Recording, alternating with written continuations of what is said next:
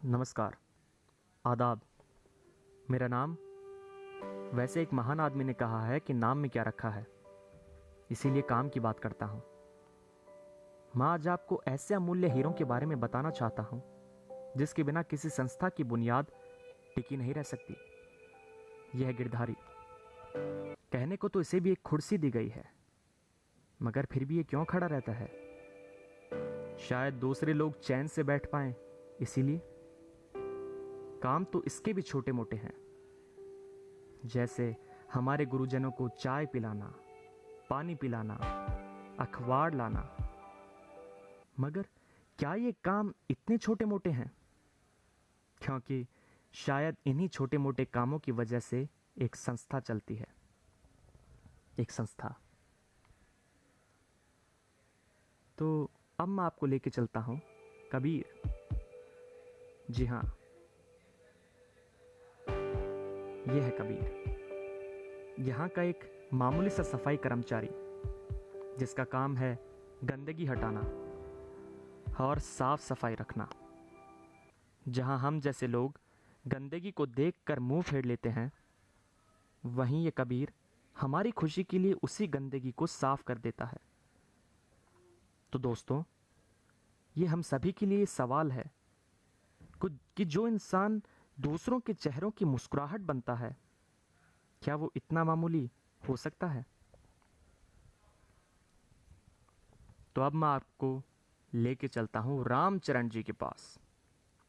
उम्र है 70 वर्ष, मगर जितनी ज्यादा उम्र उतने ही बड़े काम। शायद किसी संस्था का सौंदर्य इन्हीं जैसे लोगों की वजह से है, और इसी सुंदरता के कारण लोग खींचे चले आते हैं। और यही वो स्तंभ हैं जिसकी वजह से एक संस्था का लंबे समय तक संतुलन बना रहता है।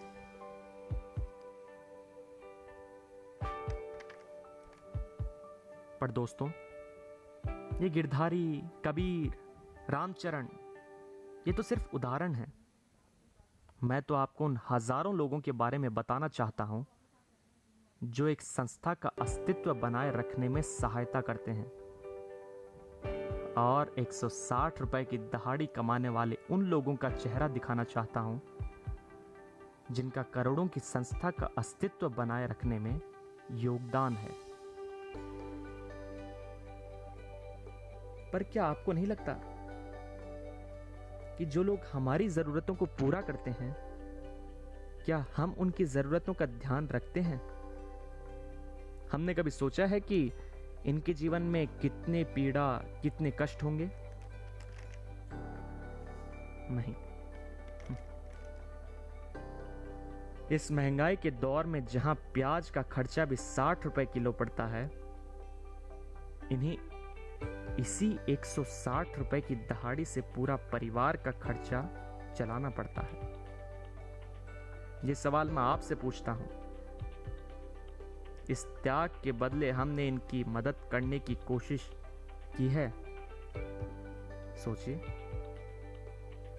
नहीं ना? तो करते क्यों नहीं? मेरा काम हो गया, अब आपका काम है। चलता हूं। धन्यवाद।